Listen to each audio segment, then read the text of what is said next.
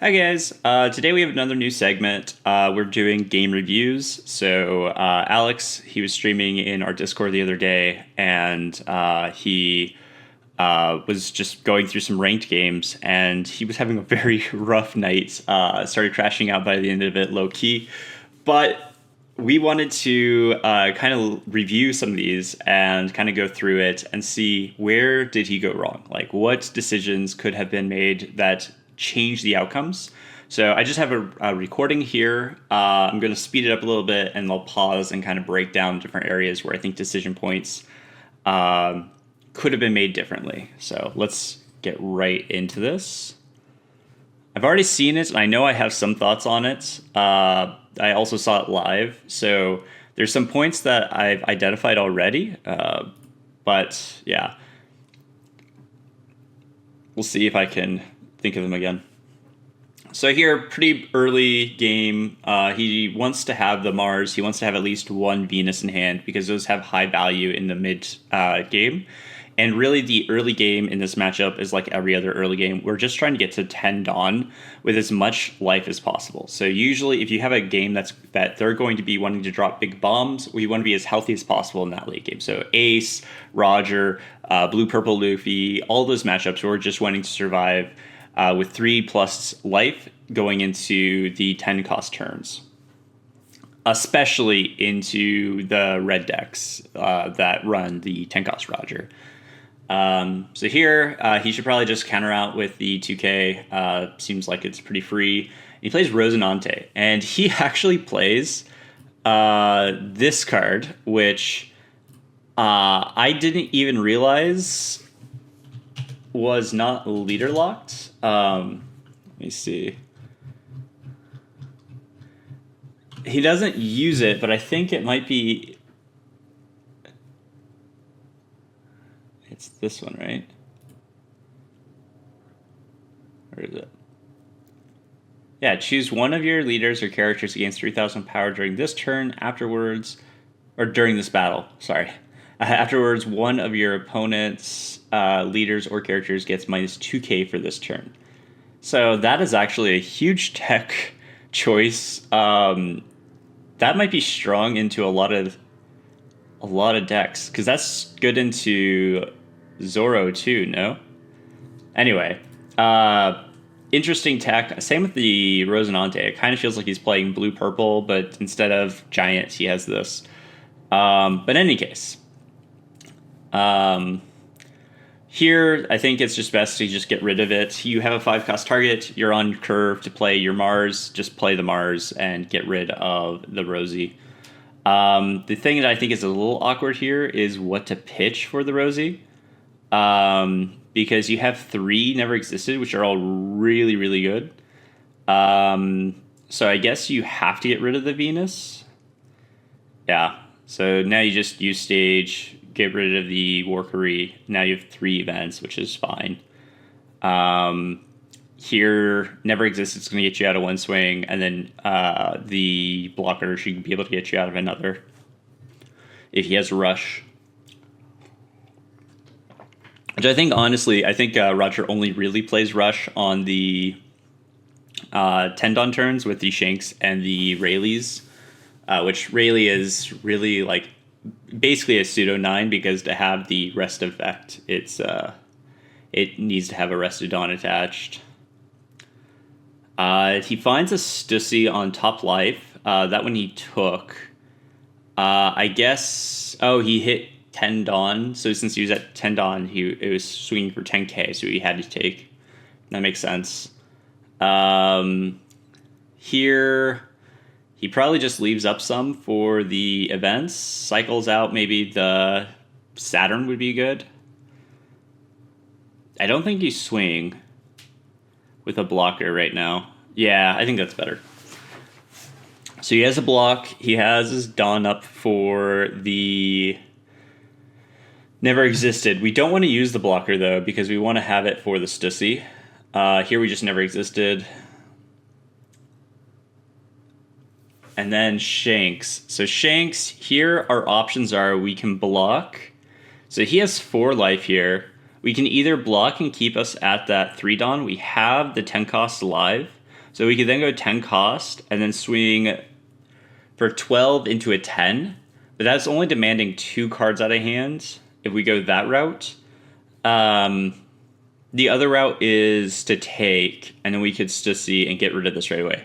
The reason why we want to make sure that the Shanks is gone is because if we're going and looping our 10 cost, each 10 cost loop is going to have 5 cards on our side.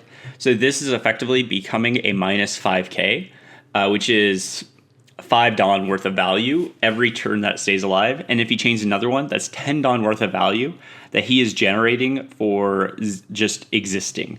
And it becomes harder and harder to remove through sheer force as they chain these together. So I think you have to take this hit and then Stussy it. And I think that's what he decides to go for. Yeah. Beautiful.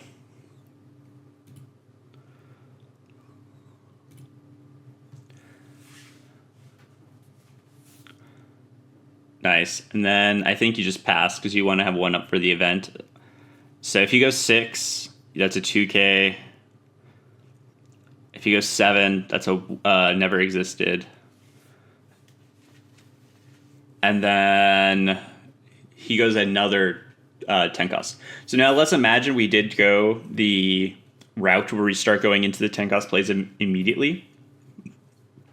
If he did that at this board state, I don't know what's in his hand, but assuming that he has a 2k and a 1k in hand, or the 0 cost event, or any other way of being able to protect it, at this stage, everything would have minus 2k, meaning that in order to swing into the Shanks, we would have to put 7 Dawn onto something, which means we couldn't both swing into the Shanks and cycle another round. Here, I think it's getting a little bit scarier because he's getting really low on resources. But if you can get rid of these 2, you have a never existed up. So any rush option that he plays, he won't be able to play down that rush option and also get past never existed. So you're always surviving, and then you're 10 cost gaming. And in theory, if they're only playing 2 or 3 Shanks, you're still not in that much danger. So I think the plan A is to swing out into here. If he gives you the 2 cards to protect here, you then go into your 10 cost gaming, and because then it would demand another 2 cards, so you have 0 in hand, and that means that you have 2 blocks. He doesn't have the Roger in hand, so even if we go 2 blocks and the take a life, we're still fine. Whereas if we go, if we swing here, he lets it die. We might not be able to get rid of this, but then we can Stussy it. And then if we Stussy it, releasing our other Stussy, we then put ourselves in a position where he has to try to go for it. We have a never existed, a 2k, 1k. So that's a total of 7k worth of counter. And if he were to load up to swing, so basically the only way would be a 12-12, assuming this is a dead card. And there's no way for him to do that, because for him to make the buggy a 12, it would require all 10 Dawn, and then there's only a 7.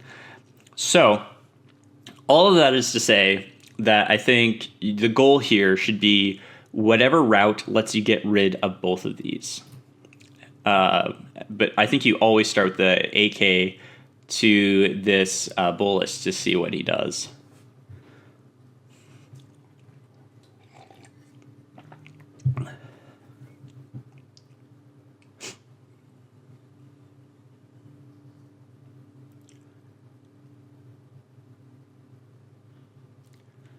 He's thinking.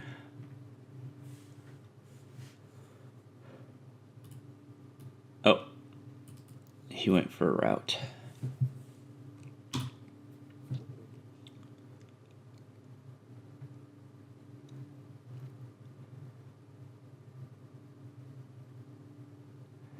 Okay, so he goes for the 8. He lets it die. So now, does he Stussy or does he 10 cost is the question.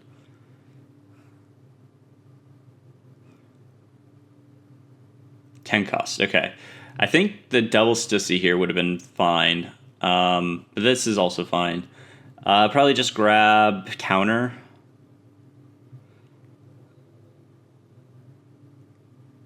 Let's see what he does. It's almost worth killing the buggy to guarantee that that's one less swing, potentially.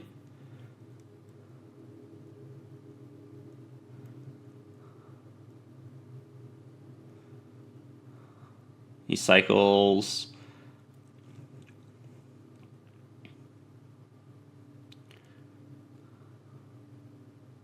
So 12 into 10. So he needs to have a 2 and a 1, and it just dies. Okay, I think that was a little bit risky, but now he's like, there's no way he can lose now. But he does lose this. I remember he lost every game. So he does lose this, but how? Okay, Roger. Okay, that's fine. So here, I think... So he's a 9K. He has 2 Dawn active. I think you just Stussy this. You still have 1 block, and you're like fine on life. So you could just go for like maybe a 7K poke, maybe 2 7K pokes even, see what he does, and then release 1, and then play the Stussy to release the other one. And then you still have a counter event live, a 2K, 1K, 1K, and another Stussy. And then next turn, you have the Stussy to swing. You have a block potentially, so maybe maybe your Jupiter stays alive.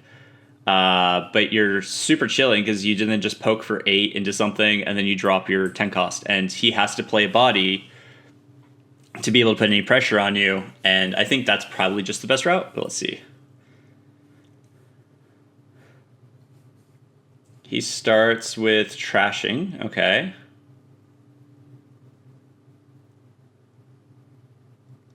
I think... Oh, yeah, you can't poke with those. Sorry, I'm stupid. He's at 9. I said that from before. Okay, I think that's fine. Another one back-to-back. Block there. We can just poke for 9. Cycle the Jupiter? Maybe swing with Jupiter, too. Yeah. And then cycle the Jupiter here. And then go for the 10 cost.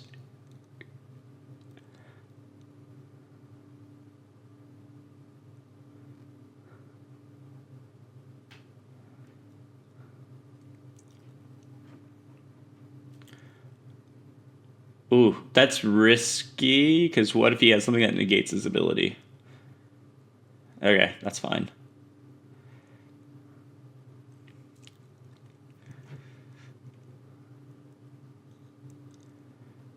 I actually don't know if purple has a trigger that negates abilities, but I would still play around it because I don't know for sure that they don't.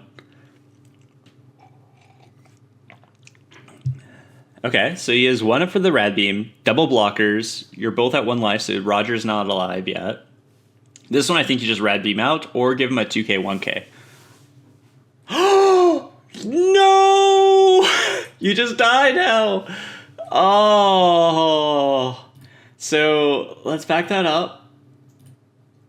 That is pain. So he swings in for 7. So you have 2K, 2K, 2K, 1K, 1K, 1K, 1K, and a 4K. So you could just 4K out here. You could 2K, 1K in case he wants to play a 10 cost, and then you would have the 4K, 2K for this. And then you could block the 10 cost swing if it's like a 10 cost Shanks or something. Or even a Roger at this point, because we have life.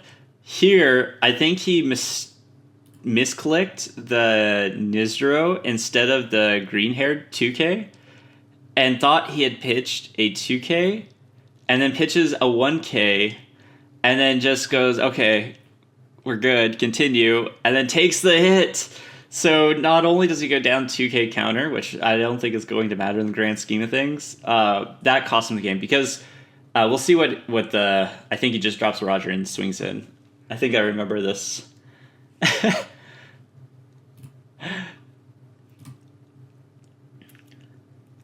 Yeah, drops Roger, swings in for 10. You can defend the 10, but now 13K, we don't have it.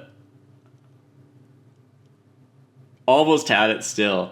Okay, so if we look at his hand, The only other thing that he could have played down there would have been playing down like this if you wanted to keep his events live. And if he did that, you just go 7K, 7K, 7K, 7K, 7K. So that's 1, 2, 3, 4, 5 cards out of hand. Truthfully, you probably had to block with one of these. So you counter out this one, you block this one. Maybe he does still play the Roger anyway. If he does that, he just dies though.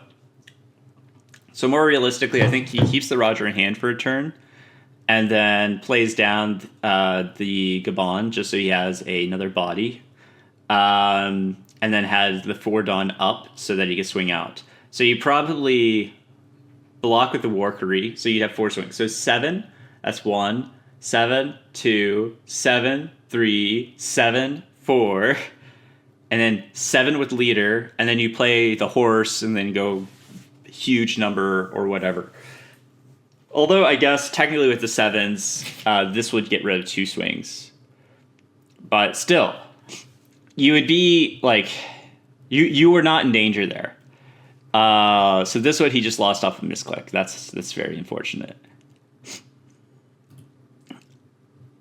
Yeah, that's rough. This next one, I think he loses this one too. This is like a weird ace list. This is the aggro ace. It's like, wow, is there actually some validity to this one? So this one, he just loses to this card. He probably could have removed it. I don't think it's super interesting to go over this one because at the end of the day, when it's like a really weird build, sometimes you just don't know how to react, and he got goofed. The Imu mirror. Okay. Oh, this one.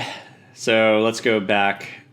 So he loses die roll, so he has to go second, or has to go first. I mean, and this was his pre-mull hand, and he mulls it away to get like just the absolute worst hand possible for going first as Imu. There's nothing to fill his trash. There is no searches. There is no 4-cost units. Like, this is like textbook everything you don't want in an opening hand for this mirror. So we can kind of fast forward a little bit. Plays are made. Decisions are made. He doesn't even have rush on the Nejiro when he plays down the Nejiro, which is just so sad. He does eventually find these, but by the time he's able to actually start playing bodies, look at the discrepancy here. The opponent has 6 cards in their hand, 3 life, and then the same equal board state at this point, right? He has 2 bodies plus the leader. He has 1 Dawn up for a counter event into our 2 bodies, so we're equal on board. We're down 1 on life. We're down 2 in hand. So this is a net of like, what is that? 4, 6, 4, 6, 8 to his. We're not counting the Charla. To his 5, 11. So 8 to 11. So a 3-card difference by here. And if we fast forward, I think it just starts getting worse and worse because we have no counter, or we have like 1 counter. And then he plays down the little chum blocker and cycles a card.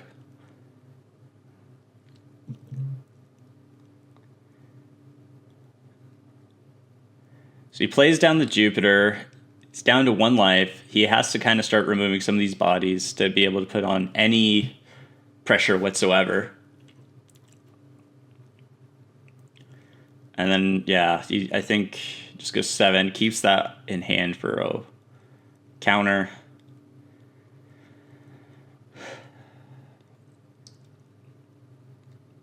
So here he starts to look like he's doing a little bit better because now we're up on board, but our opponent is into their 10 on turn. So the board state is going to end up swinging a lot here.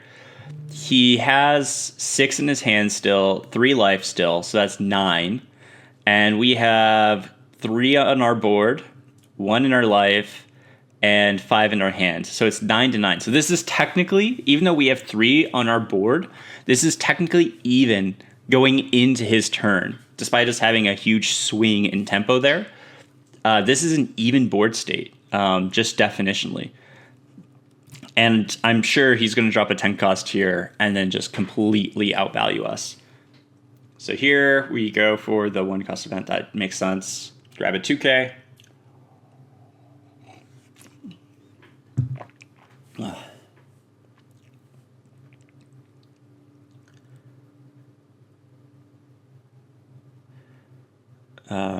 Yeah, gotta counter it. Okay, so let's see.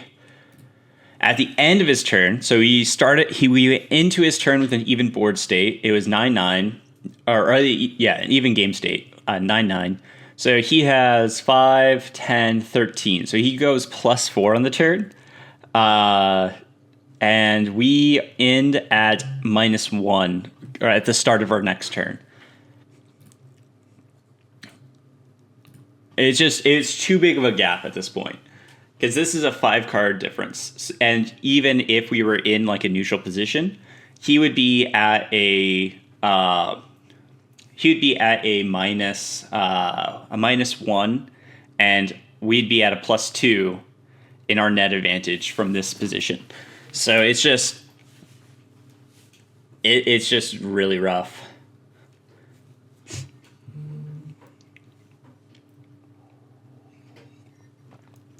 Also, one of these 3 swings gets a block draw, so it's cooked.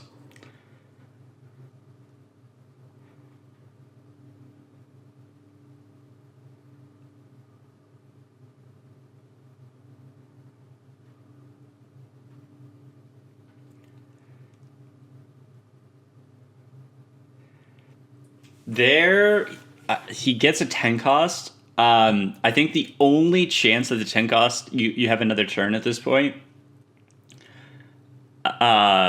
is if somehow they don't have another 10 cost. Then we might be able to play another 10 cost safely. But I think in most cases, you just have to go for game the next turn. Block draw makes sense. Yeah, you just give him the whole hand. It is what it is. That's rough. Having to take a 5. See, if we took a 1 here, then this could be countered out, and then you still only have 3 swings to try to get past 2 blockers. Yeah, it's not okay.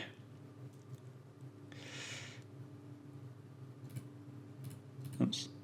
Keep clicking on the videos folder instead of the video itself. Whoops.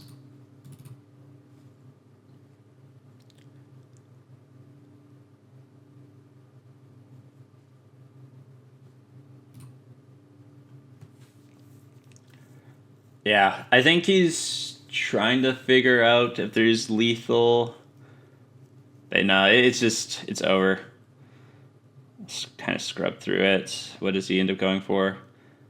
7, 7, 7, and then 10 costs, and pray.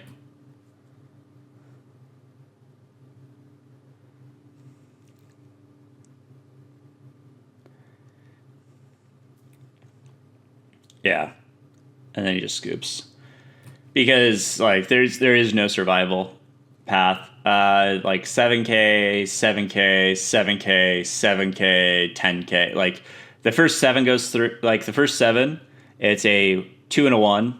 The next 7, it's a block draw. The next 7, it's a 2 and a 1. Then it's a 5, and then it's the rest. There's no way to survive. That's with 0 Dawn invested too, which is just crazy. Man, feels bad. Okay, so here is the last one that we'll cover is his third game, or his game into an ace. So this one, he also ends up losing. This one I do remember seeing a pivotal decision that I think ends up costing him. He is on the going first curve, which makes it a lot harder. I think, I don't know how I feel about that 8. He got 2 cards out of his hand, which I think is good, but I think leaving 1 Dawn up for the beam is probably better in most cases, but he ends up not going for a big swing. So, yeah, interesting. So here, I think you just poke, and then you can play down the blocker, and then cycle the card. Or cycle the card and then go for the blocker.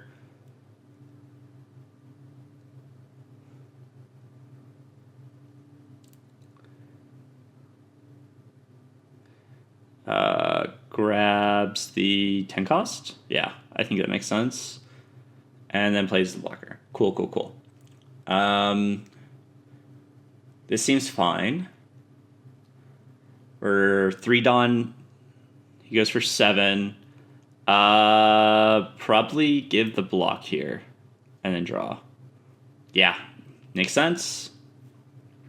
He plays the Marco. I think you just go for the Mars play. Mars pitching the Searcher. Here I think I would probably grab a Never Existed because we want to get to that 10 Dawn turn with 3 or 4 life. And right now we're in a position that it looks like that's pretty easy. But grabbing the 10 cost here instead of the Never Existed, we might not get that same opportunity. I also don't know how I feel about that cycle. Okay, so here he gets to do an 8. We take. Okay. I think a block might have been better. But we'll see what he does here. Goes for a poke for 6.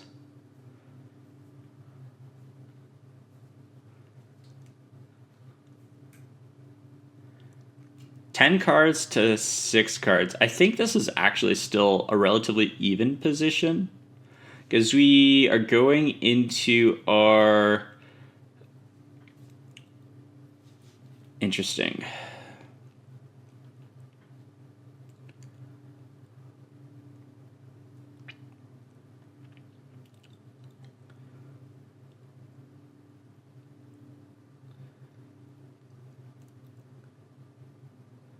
He takes that one, so he's down to 1 life.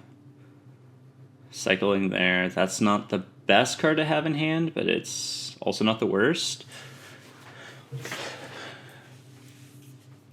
Ideally, we find a way to keep the Venus alive.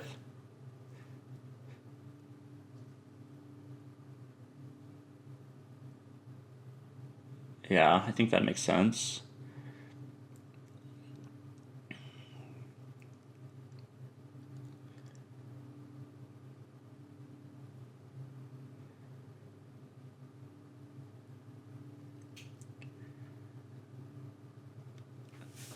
So far, I think I agree with the line so far. We're at 10 Dawn with 3 life, so we should be able to win this game. Like, this seems like a very, very winnable game.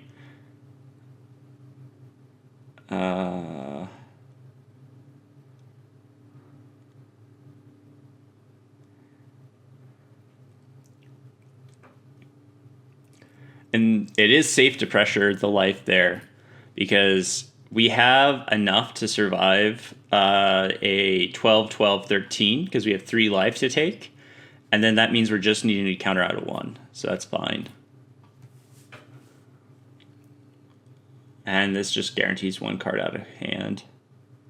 So that's 9 in his hand. So at this board state, he has 2 real bodies. We have 5 real bodies. He has 1 life. We have 3 life. He has 1, 2, 3, 4, 5, 6, 7, 8, 9, 10 cards in hand. So this is huge, but we also still have 7 cards. So really, we are in a, like, quote unquote, ahead in our position right now despite him having these two new gates on the board. And we also have 2 more 10 cost to cycle. So I'm wondering where things start to go south. Swing 6 into it. I think you give him a 2K here. Yeah. Taxbeard. Oh, that's annoying. Okay. That's a good card. I think here you cycle out and then just play a 10 cost and pass. Right? That's also an unfortunate whiff.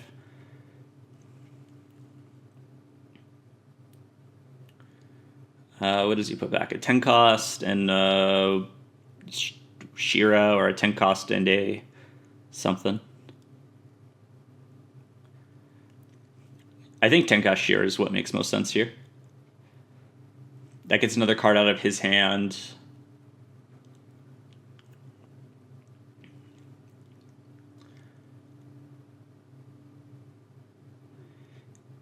If you do go for that, can you survive?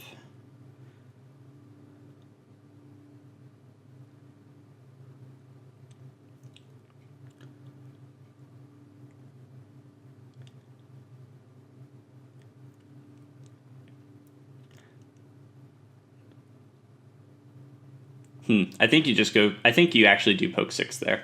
See what he does. Here, I think you give him the event.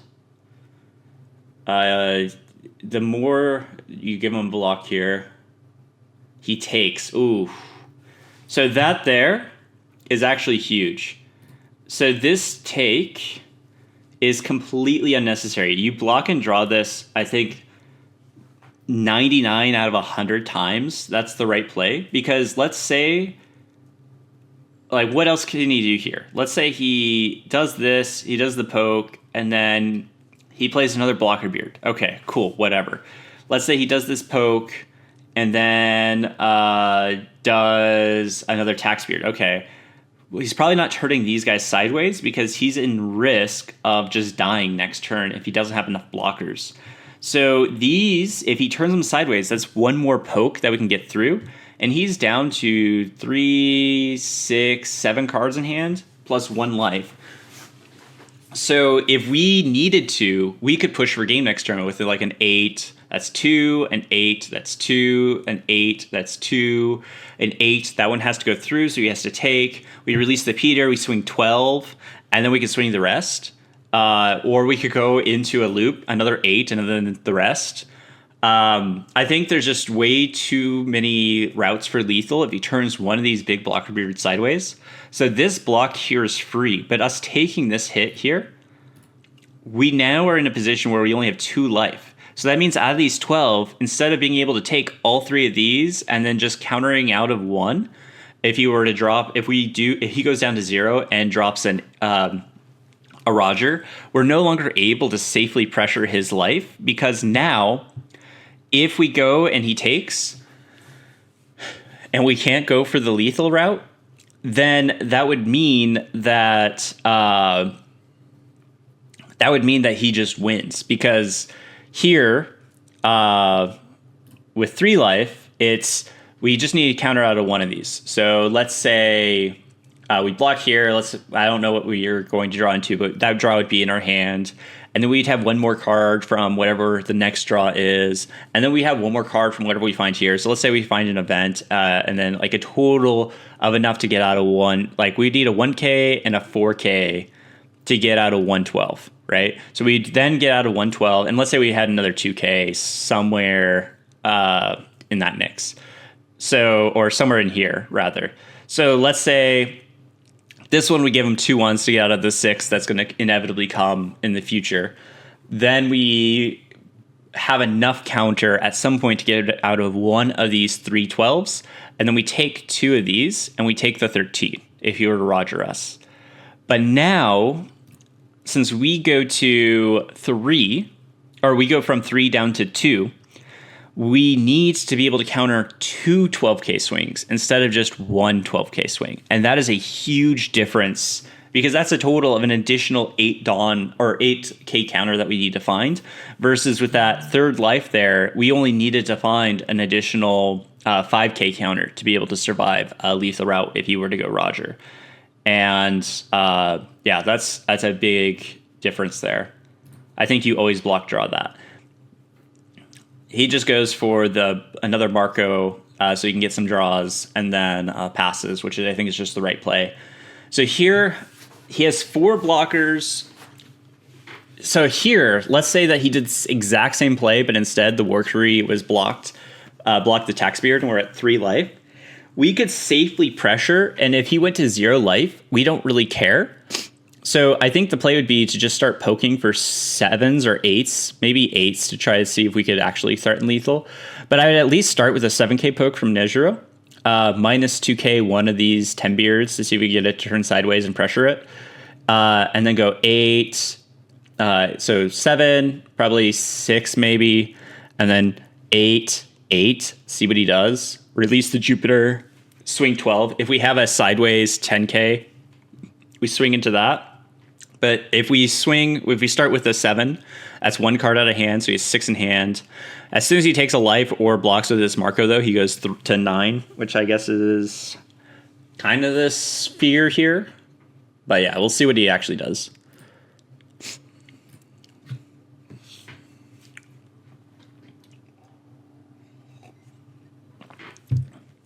Oh, wait, no. He's at 2 life now, so he cannot pressure life. If he tries to pressure life here, then he's opening himself up to a Roger line, because as soon as he takes the first hit, goes to 0, we can't lethal from here. And since we can't lethal with the 4 blocks, that means we have to find a survival route. Whereas if we had this 3rd life, we could pressure the life, take a lot more value out of his hand, and we'd be in a much safer position.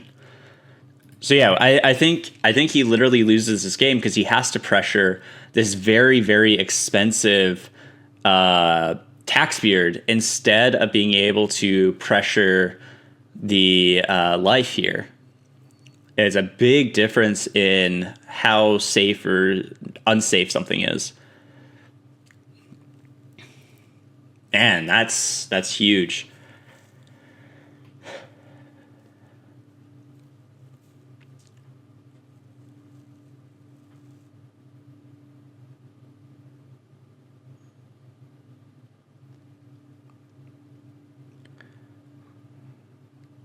So he would have had the double never existed. So here, he could have gone... The alternative route here would have been to be able to have one of these guys sideways, pressure him in life in a way that he's going to have to give you these blocks on that initial step. You would have 3 life, you'd just keep 2 never existed up, and we're like super happy with that position, right? He's either just, these 2 blockers would be gone. Maybe one of these guys could be gone. His hand would be a little pressured. He'd probably be at 0 life. He'd have to go for it. And you have the counter for it because you would have the extra life to be able to take. You counter out a 1. You counter out of this one with, one of these is gone with this. This one's gone with these 2. So then it would just be a 12k, and the 13, and you just take 3 hits, and then now the next turn you kill him. But because he took that life here, we're not able to pressure a life on this turn, so we had to do a higher Dawn investment to poke into a 10k instead of a 6k, and that puts us in a much more awkward position where now we have to kind of figure out how to get rid of some of this board advantage, and there's just so many lethal lines you can take that would not have been available before.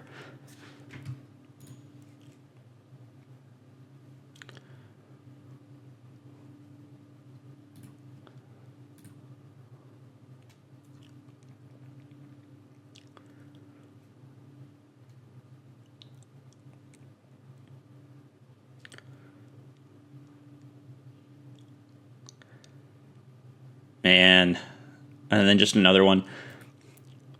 And again, like now we're like, you could say that he would probably do this anyway, the turn before, where he just goes blocker beards like this and keeps turtling up. But the thing is it doesn't matter, because if he were continue turtling up, he's running out of resources each time he does one of these turns, because then it's another 4 cards that we'd be able to pressure towards life.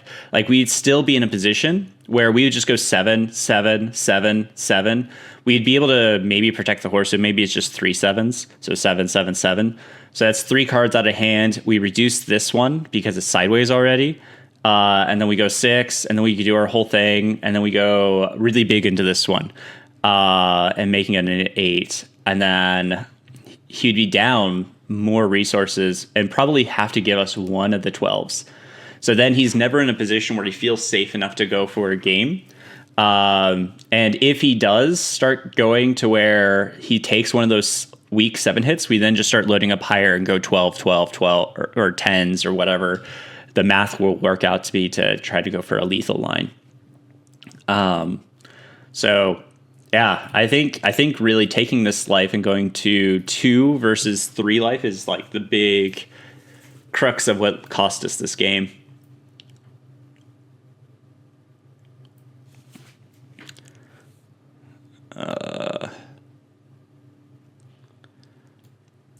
Oops.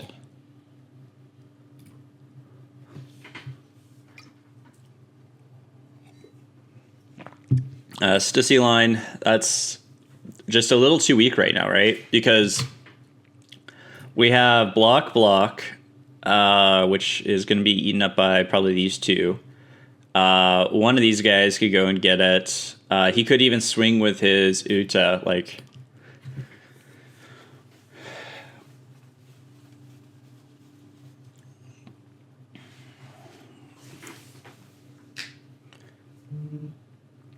He has to block draw here.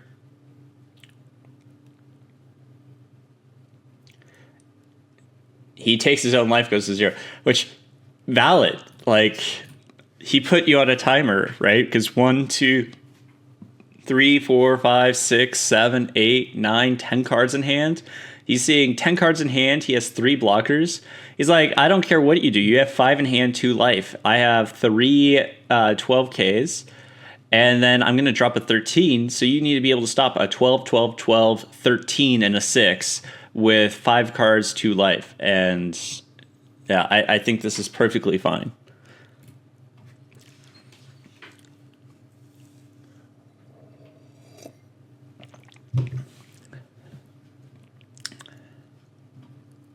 He then just plays another blocker. 4 blocks. 4 blocks, 2 Dawn Up. You could have Rad Beams. You're not killing him. Like, there's no way you kill him. There's no way you live. It's a lose-lose situation. From here, I think the best thing to try would be to just pressure on life. Swing 9 to face. Swing 7 to face. Swing 6 to face. Play the Stussy and remove one of the big swings. But I think even if you do that, he then could just Dawn Up and then not even go worry about the other routes.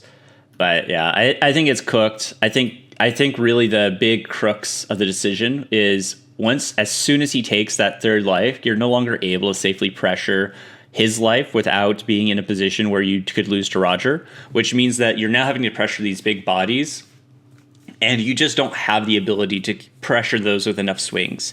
Whereas if you're able to get 3 to 4 cards of advantage each turn after you 10 cost, you're now going to be able to get in this position where, like, let's imagine, for example, his hand size was cut in half at this point, and we were able to, we would have like 1 less of these. Well, now you could Stussy, and you had 1 more life. You could then do another Stussy and then have him down to 2 12Ks, leader swing, and a 13, and you don't care because you just had to get out of the leader swing, and the rest of it you could take, and then you would kill him next turn because now he goes to his next turn, and then it's fine. It doesn't matter. But here in this position, we have to go for it, and there's no route to go for it.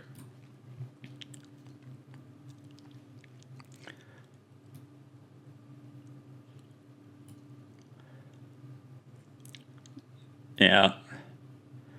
Unfortunate.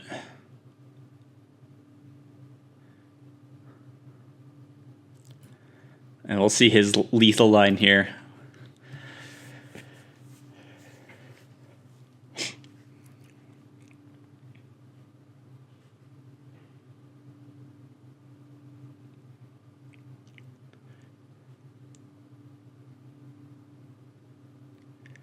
Yeah, 12, 12, and 13. How close were we? Oh, we survived, but we still can't get past double blocker.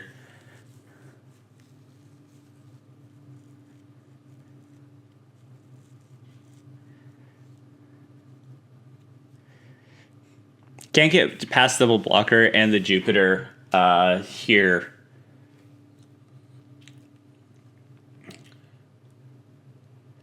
Yeah, as soon as he counters out of that, you're cooked.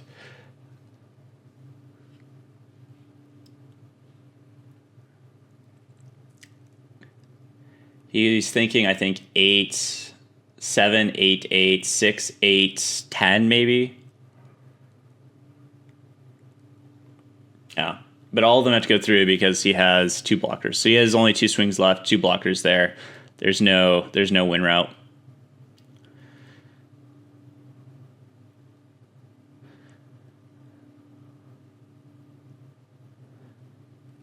That is so unfortunate. I truly believe that the whole loss of this game was strictly taking that third life when he shouldn't have. He had no need to there, basically. Here, we can retroactively find lethal if we knew exactly what was in his hand. Because we go here, I believe he does leader ability on the first swing, right? So we swing 10. He leader abilities with a brick, and then a 2K, 1K. So he has 5 left here. So then if we fast forward, he gets out of this 6 with a 1, and he only has 1 more 1K left. So if he went 7 with that first swing there, he would have to block out. Wait, would he? Hold up. 7. No, it would have to be 8. It'd have to be 3 8s. And he didn't have a way of producing 3 8s, right? Because he has 1K left at the end.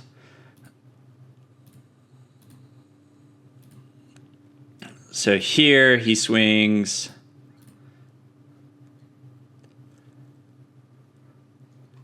Here he swings the 6. He gets a 1. If he had swung 7, he would get 2 1s. Okay, so that's fine. If we swung 8, then we could only produce 1 more 8. So it'd be 8, 8, and then it's game. Man. That's crazy.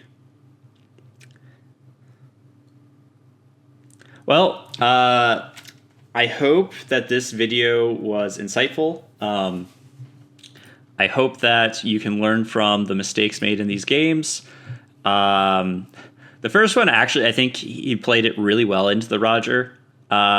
He just tripped up with the countering. But Ace, it is so important that you keep it to 3 life for as long as you can, until you absolutely cannot keep it at 3 life, or it's just like completely irresponsible to not take the life and give him like your whole hand to try to get out of one of the 12Ks because you're out of blocks or whatever.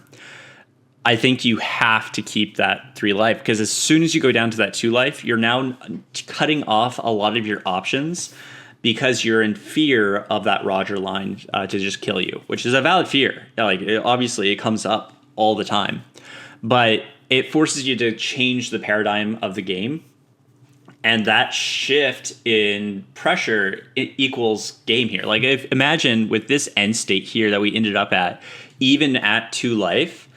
Imagine if we had, instead of having to swing into a 10, we were swinging into a 6K for those turns on 8, 9, 10, and 10.